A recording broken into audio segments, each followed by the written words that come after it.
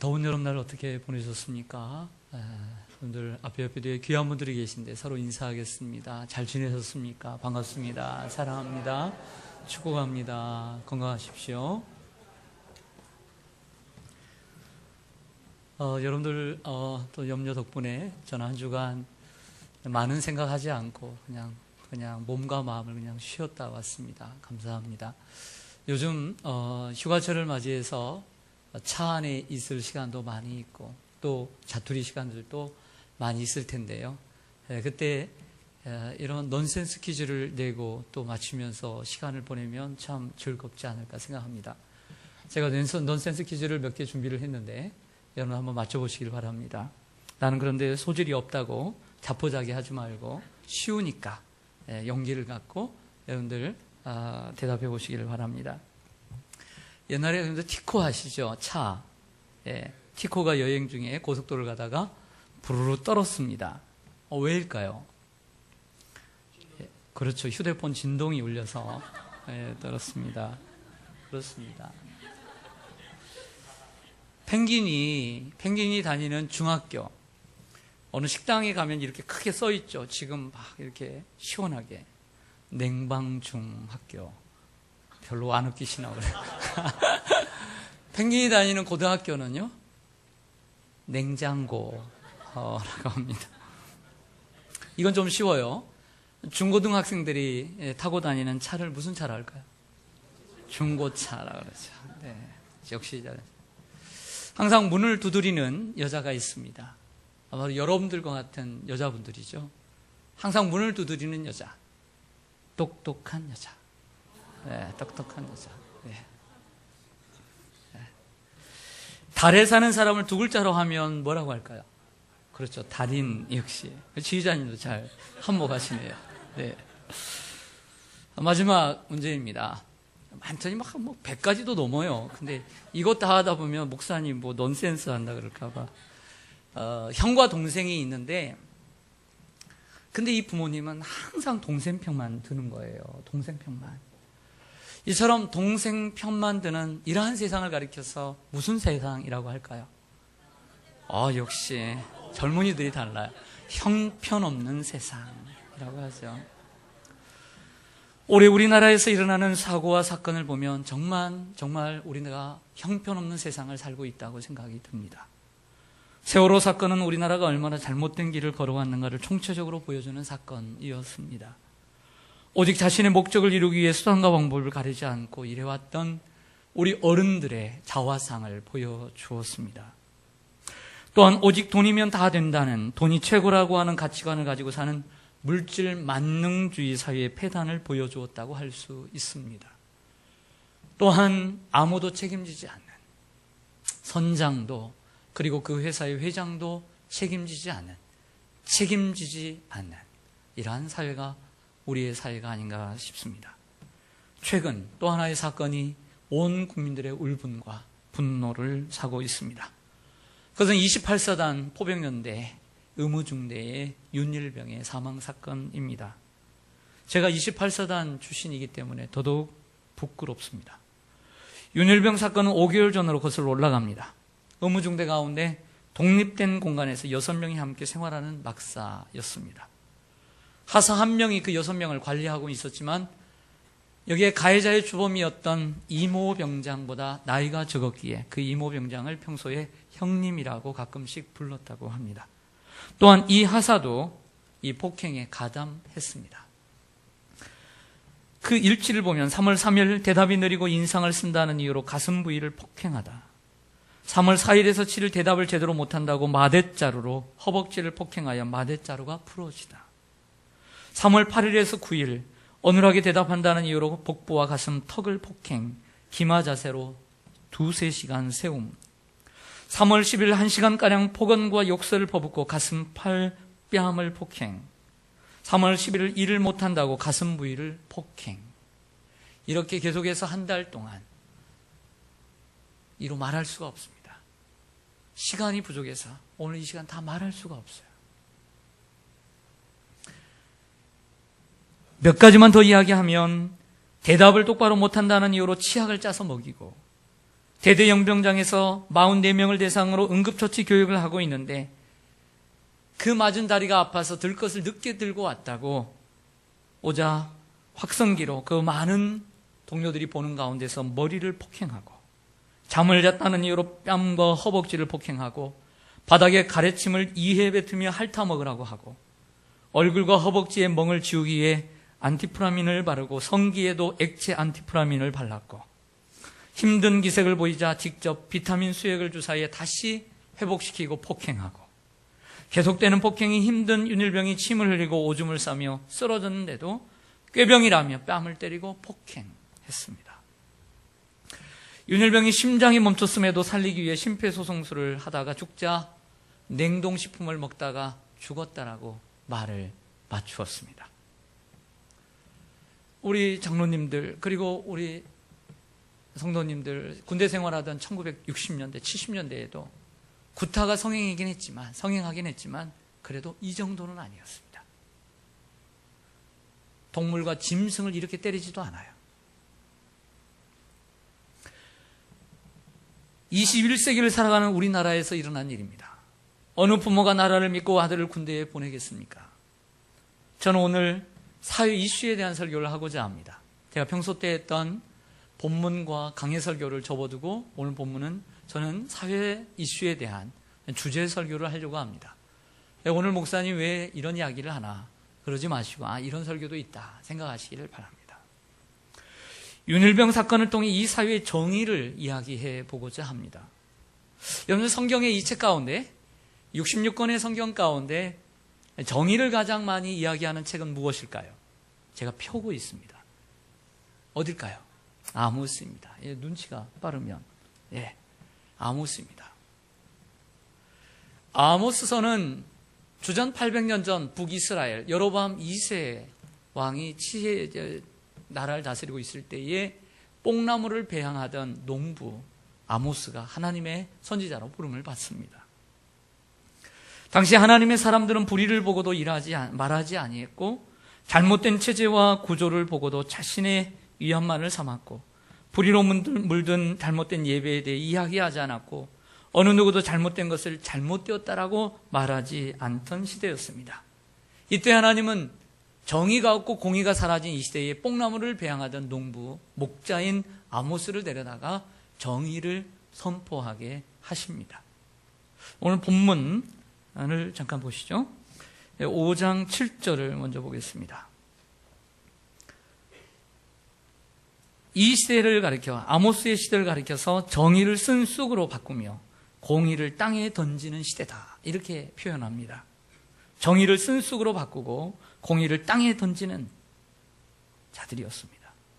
15절 보시면 너희는 악을 미워하고 선을 사랑하며 성문에서 무엇을 세울지어다 정의를 세울지어다 만군의 하나님 여호와께서 혹시 요셉의 남은 자를 불쌍히 여기시리라. 24절로 가겠습니다. 오직 정의를 물같이 공의를 하수같이 공의를 마르지 않는 강같이 흐르게 할지어다.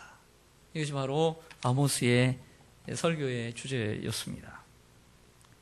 정의가 선포되지 않는 현실, 정의가 선포되지 않는 그 큰 이유를 가리켜서 여호와의 말씀을 듣지 못한 기갈이라고 아모스는 표현합니다.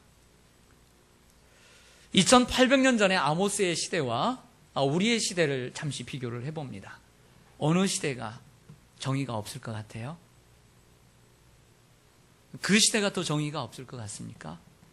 전혀 그렇지 않다고 생각합니다.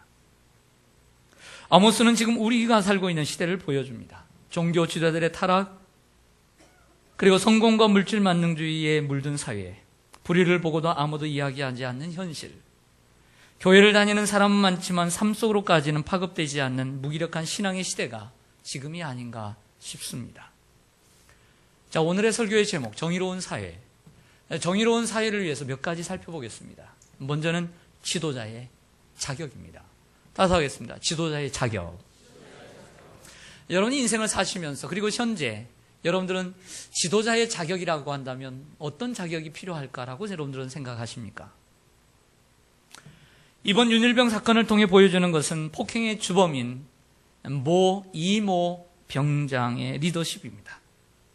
리더십은 선한 리더십만 있는 게 아니에요. 악한 리더십이 있습니다. 리더도 선한 리더만 있는 게 아니라 악한 리더도 있습니다. 링컨과 같은 사람만 있는 것이 아니에요. 처칠과 같은 사람만 있는 것이 아니에요. 김일성과 같은 사람이 있고, 그리고 아돌프 히틀러 같은 악한 리더가 있어요. 윤일병은 악한 리더인 이모 병장에 의해서 쓰러진 겁니다. 이 병장도 악한 리더였습니다. 소문대로 아버지가 깡패였는지 모르지만 잘못된 가정교육을 받았고 잘못된 환경 속에서 성장해 사회에 적응하지 못하는 반사회성 인격 장애를 갖고 있었다고 볼 수 있습니다. 사회에 대해서 반감을 갖습니다. 반사회성 인격 장애. 그리고 이 반사회성 인격 장애의 제하위에 바로 무엇이 있냐면 사이코패스가 있습니다. 모든 것을 폭력으로 해결하려는 본성을 갖고 있었습니다. 인성이 잘못된 사람이 리더가 되면 그 전체가 고달파지는 것입니다. 그래서 지도자는 잘 보고 세워야 합니다. 이 병장은 6명이라고 하는 이 작은 사회 속에서 권리 많은 악한 리더의 전형을 보여줍니다. 6명 정도면 가족 단위잖아요. 가족같이 행복하게 보낼 수 있잖아요. 서로 힘드니까. 하지만 가족의 숫자가 적다고 다 행복한 가정은 아닙니다. 둘이 산다고, 셋이 산다고, 넷이 산다고 행복하지는 않아요. 몇 안 되는 가족 가운데 잘못된 리더가 있으면 그 가정은 천국이 아닌 지옥이 되고 마는 것이죠. 또한 직장이나 사회에서 악한 리더가 서게 되면 그 직장과 사회는 힘들어지게 됩니다. 그렇다고 하면 리더의 자격은 무엇이 되어야 될까요? 여러분은 어떻게 생각하세요? 리더의 자격. 실력과 능력이 있어야 합니다. 그걸 갖춰야 합니다. 그러나 그것은 두 번째입니다. 첫 번째는 실력과 능력의 성품을 갖추어야 합니다. 가장 중요한 것은 성품입니다. 이 병장은 성품이 안 된 사람이었습니다. 사람을 포용할 줄 몰랐습니다. 아랫사람을 포용할 줄 몰랐고 사랑해 줄 줄 몰랐고 보듬어 줄 줄 몰랐으며 자기보다 똑똑하고 잘나고 많이 공부했다고 해서 그리고 좋은 배경에서 산다고 해서 그 사람을 포용할 줄 모르는 부족한 지도자였습니다. 제가 지난주에 출애굽기 18장의 그 모세와 장인 이드로의 사건을 제가 말씀을 드렸죠. 하나님은 혼자 일하시지 않았습니다. 천지를 창조하실 때도 사람을 만드실 때도 삼위일체 하나님이 함께 하셨고 이 세상의 모든 일 스스로 하지 아니하고 하나님은 시간이 걸리더라도 사람을 세워서 사람을 만들어서 함께 일하셨습니다. 하나님은 아브라함에게 아들 하나 없는 아브라함에게 너희가 큰 민족을 이루게 하겠다라고 언약을 맺으셨습니다. 하나님 그 언약을 성취하기 위해서 모세를 선택하셨고 80년을 기다리셨습니다. 40년 동안 이집트의 왕자로 세상의 실력과 학문을 갖추었습니다. 하지만 그걸로서로 그가 할 수 있었던 것은 사람을 죽이는 것, 폭력적인 것밖에 없었습니다. 성품이 갖춰지지 않았습니다. 살인자의 몸으로 미디안 광야로 도망을 쳤다가 그 미디안의 제사장 이드로의 딸과 결혼을 해서 생활을 합니다. 40년 동안 자기의 양이 아닌 이 장인의 양을 치면서 참을 줄 알고 인내할 줄 알며 그 양을 치면서 지도자의 자질을 갖추기 시작합니다. 바로 그런 것이 지도자라는 것. 결국 이러한 성품을 갖춘 이러한 모세를 온유한 사람으로 만드셨습니다. 그리고 광야 40년 동안 이스라엘 백성들을 인도할 수 있었습니다. 모세는 그 온유한 성품으로 성난 백성들을 40년 동안 품을 수 있었고 40년 동안 몰지각한 백성들을 아버지의 마음으로 인도할 수 있었던 것입니다. 이러한 준비가 되어 있지 않았다면 40년을 어떻게 인도할 수 있었겠습니까? 리더는 누가 되어야 합니까? 온유한 사람이 되어야 합니다. 성품이 준비된 사람이 되어야 합니다. 그리고 모두를 품을 수 있는 사람이 되어야 할 줄로 믿습니다. 두 번째로, 정의로운 사회를 위해서 진정한 의리에 대해서 한번 살펴보겠습니다. 따라서 하겠습니다. 진정한 의리. 요즘 우리 대한민국을 휩쓸고 있는 하나의 어떤 상징적인 것이 있습니다. 뭔지 아세요? 의리. 이 의리로 모든 빚을 다 갚았답니다. 그 사람. CF를 찍어가지고. 의리 하나로. 의리가 그렇게 뜰 줄 몰랐어요. 왜 의리가 이렇게 인기가 많을까요? 하도 세상에 의리가 없으니까 인기를 치는 거예요. 하지만 잘못된 의리가 사회를 망치고 국가를 망칠 수 있습니다. 의리라고 하는 말은 옳다라고 하는 단어와 이치라고 하는 단어의 합성어입니다.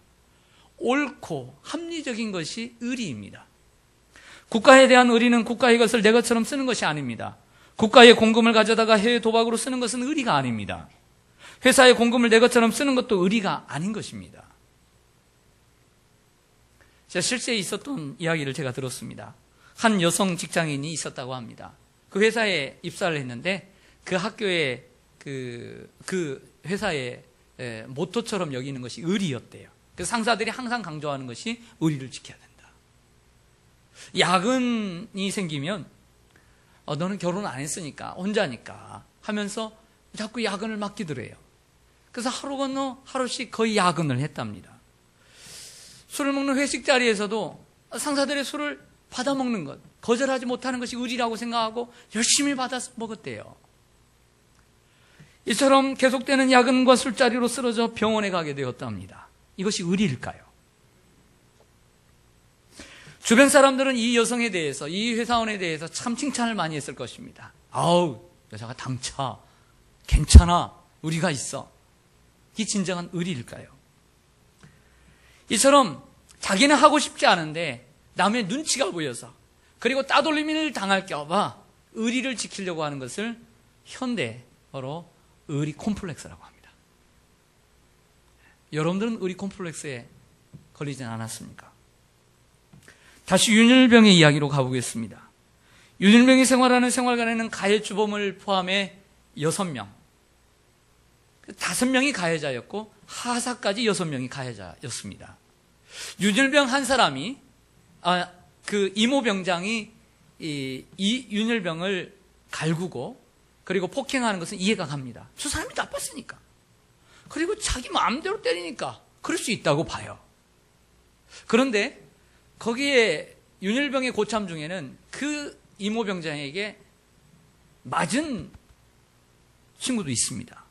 근데 자기도 맞았는데 그 다음에 윤일병은 자기도 때리는 거예요. 병장이 한 사람이 때리는 것은 그럴 수 있다고 하지만 그 모든 5명이 다 같이 그 윤일병을 때렸다는 것은 이해가 쉽게 가지 않습니다. 왜 같이 동참해야 됩니까? 그게 의리입니까?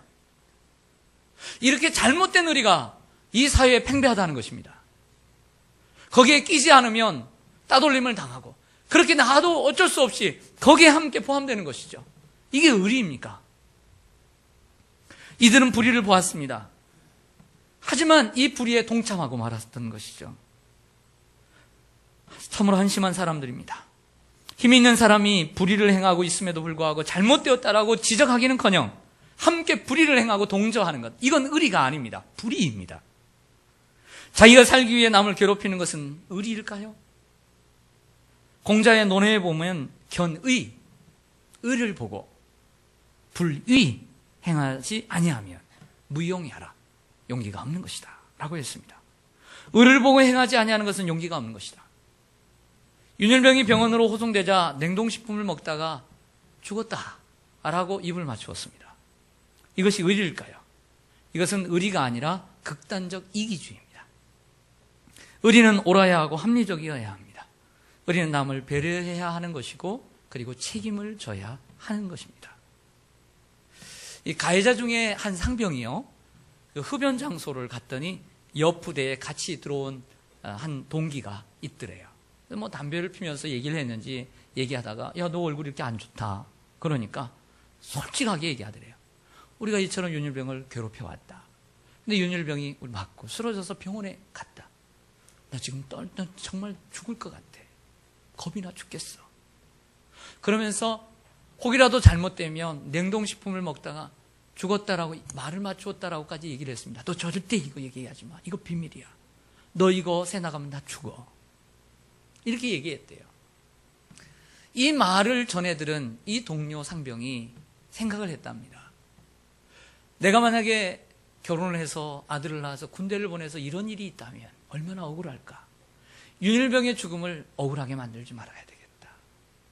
그리고 그 부모의 마음은 얼마나 아플까 생각하고 대의 장교에게 가서 이 사실을 고했다고 합니다. 그때부터 이 사실이 드러나기 시작했던 것이죠. 이것이 참된 의리가 아니겠습니까? 군 당국은 4개월 전에 이러한 사실을 알았다고 합니다. 하지만 서로 자신들을 지키기 위해 이 일을 조용히 덮으려 했습니다. 이러한 집단적 이기주의는 의리가 아닙니다. 집단의 이익만을 생각하는 잘못된 의리는 협잡입니다. 그리고 담합도 마찬가지입니다. 어떤 사고가 발생했을 때 너무 감추려고만 하지 말고 오픈하고 책임을 지는 게 맞다고 생각합니다. 자꾸 감추다 보면 불신만 더 커질 뿐입니다. 이번에 월드컵을 마치고 난 다음에 우리 한국 축구협회에서 어떻게 합니까? 감독을 뽑는데 오픈하고 있잖아요. 얼마나 좋아요. 라인 줄 서 세우지 않고 오픈해서 하니까 얼마나 좋아요.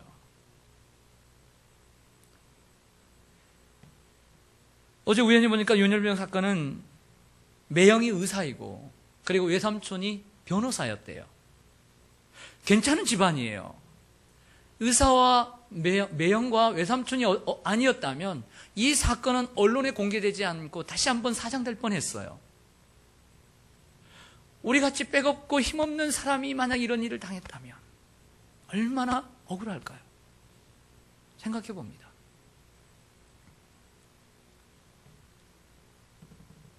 자, 정의로운 사회를 만들기 위해 한번 생각해 보겠습니다. 제가 한두 번 말씀드린 적이 있는데요. 일본의 시오노 나나미라고 하는 여성이 쓴 로마인 이야기라고 하는 16권이나 되는 이 책인데 꽤 많습니다. 이 로마의 흥망사를 기록하고 있는데 그 속에서 우리는 로마의 제국이 왜 1000년 동안이나 갈 수 있었는가를 배울 수 있습니다. 그 이유 가운데 로마를 거대한 제국으로 만든 것은 바로 포용의 정신이다. 저 포용의 정신이다 라고 말하고 있습니다. 라틴어로는 클레멘티아라고 합니다. 용서하고 받아들이는 것입니다. 큰 사람일수록 더 겸손하고 큰 사람일수록 더 용서를 잘합니다. 로마는 자신의 식민지 그 백성들을 용서하고 그리고 로마의 시민으로까지 대우를 했습니다. 로마의 시민은 대단한 것입니다. 우리가 잘 알고 있는 사도 바울도 로마의 시민권을 가지고 있었어요. 돈으로 주고 산 것이 아니라 태어나면서부터 로마 시민이었어요. 그렇기 때문에 재판을 받기 위해서 여기서 재판받지 않고 내가 가이사 황제에게 가서 내가 재판을 받겠다. 그래서 로마 선교회까지 가게 된 것입니다. 로마는 식민지 백성들을 원로원의 귀족으로까지 앉히게 됩니다. 그리고 로마의 황제 중에 흑인이 있다면 여러분 믿으시겠습니까? 또한 그 황제 가운데 제일 중요한 황제인 율리어스 시저, 이 카이사르가 바로 식민지였던 알바론과의 후손이었습니다. 로마는 식민지인들을 나라의 주역으로 품어 안았던 것이죠. 이것이 바로 로마의 가장 큰 특징이기도 합니다. 그렇다고 해서 로마가 이렇게 된 것은 그것뿐만은 아니었어요. 사실은 로마에 가지고 있는 사람들이 자기가 지은 건물을 사회에 국가에 환원을 하고 그리고 자기의 땅에 길을 내어서 나라에 환원을 하고 그러한 솔선수범과 희생의 정신으로 로마는 1000년의 시대를 지속할 수 있었던 것입니다. 자, 우리나라는 어떻습니까? 지연이 있습니다. 학연이 있습니다. 혈연이 있습니다. 내가 거기에 들어가면 장땡이고 대박입니다. 그러나 내가 거기에 들어가 있지 않으면 쪽박입니다. 일본이라는 사회는 원래부터 회사에 입사하려고 하면 어느 대학 출신인가를 물었다고 합니다. 그것이 그 사람을 결정짓는 것이죠. 자, 우리나라는 어떻습니까? 내 아버지가 누구냐? 무엇하냐? 이거 물었습니다. 지금도 묻는다고 그래요. 우리나라는 심합니다. 최근 제가 들은 얘기인데 저도 이제 사립고등학교를 나왔는데요. 이사장님이 고대 출신인데 교장 선생님이 현재 서울대 출신 교장 선생님이에요. 근데 그 선생님들 중에 고대 출신 선생님이 있는데 그 선생님에게 가서는 이사장님이 다음번에는 고대 출신, 우리 출신이 교장해야지 이런 얘기를 하더래요. 이 선생님은 마땅치 않게 받아들인 거예요. 한 번은 후임 선생님이 들어왔는데 이제 이렇게 생활하다 보니까 그 선생님이 고대 출신, 선배라는 것을 알고 막 환한 얼굴로 이 선생님에게 와서 얘기하더랍니다. 선배님! 뭐라고 대답했을까요? 나 고대 출신 아닌데? 하얀 거짓말을 했대요. 같은 고대 출신이 되면 이제 일을 하면서 좋은 것은 다 그 사람에게 맡길 것이고, 그리고 사립이라고 하는 학교의 특성상 3, 40년 동안 말뚝을 박을 건데 그 고대 라인의 길을 걸어갈 거 아니에요. 이것을 이거 싫다는 거예요. 회사는 더 합니다. 이게 우리나라의 현실이라고 한다면 얼마나 답답한 일입니까? 학연으로 하나 되는 것이 의리일까요? 지연으로 하나 되는 것이 의리일까요? 이러한 사회가 정의로운 사회가 될까요?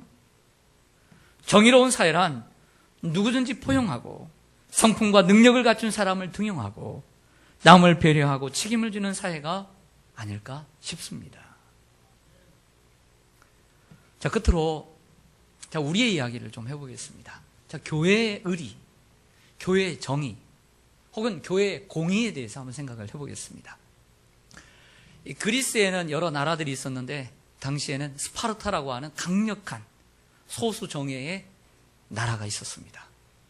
그러나 이 스파르타는, 이 나라는 오래가지 못했어요. 그 이유는 남을 포용하지 못했기 때문이죠. 우리끼리만 강하겠습니다. 그러나 로마는 식민지, 피식민지 사람들까지 다 포용함으로써 그를 일꾼으로, 주역으로 등용하고 함께함으로써 천년의 제국을 이끌어 갔던 것입니다. 우리 교회는 어떠한 교회가 되어야 할까요? 교회도 마찬가지입니다. 교회는 포용의 정신이 있어야 합니다. 교회는 잘못을 한 사람을 용서하고 누구든지 포용할 줄 알아야 합니다. 또한 입교한 지 얼마 안 된 새가족이나 교회에 등록한 지 얼마 안 된 성도님들을 교회의 주역으로 삼을 수 있어야 합니다. 구약의 초대왕인 사울 왕가가 있습니다. 사울 왕은 이스라엘 12지파 가운데 베냐민 지파였어요. 사울이, 베냐민 지파는 큰 지파가 아니었거든요. 그런데 사울이 왕이 되니까 베냐민 지파 사람들이 한 자리 한 자리 차지하면서 얼마나 좋았겠어요. 근데 어떤 사건으로 인해서, 골리앗 사건으로 인해서 이략, 다윗이라고 하는 유다 출신 한 농부가, 어린아이가 사위가 되었어요. 사람들은 얘기합니다. 사울은 천천히요, 다윗은 만만이라. 다윗이 그렇게 뛰어남에도 불구하고 사울부터 시작해서 사울의 지파인 베냐민 지파들이 다 싫어했어요. 그 이유는 아무것도 없어요. 자기의 지파가 아니라고 하는 이유밖에 없어요.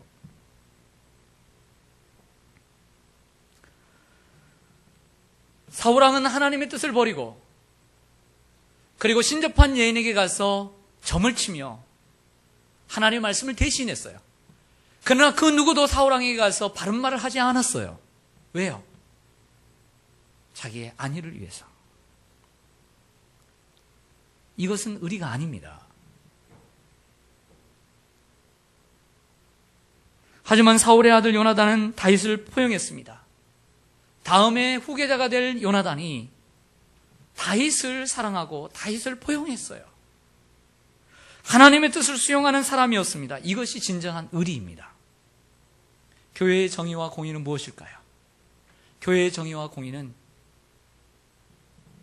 내 뜻을 이루어가는 것이 아니라 하나님의 뜻을 이루어가는 것이 교회의 정의요 공의인 줄로 믿습니다. 그래서 내 것을 내려놔야 돼요. 내 것을 포기해야 되고, 아무리 팔이 안으로 굽는다 하더라도 그렇게 하면 안 됩니다. 그리고 지연과 학연과 혈연에 얽매이지 않고 사람을 사랑하고 세우는 것이 교회의 정의요 공의라고 믿습니다. 기도하겠습니다.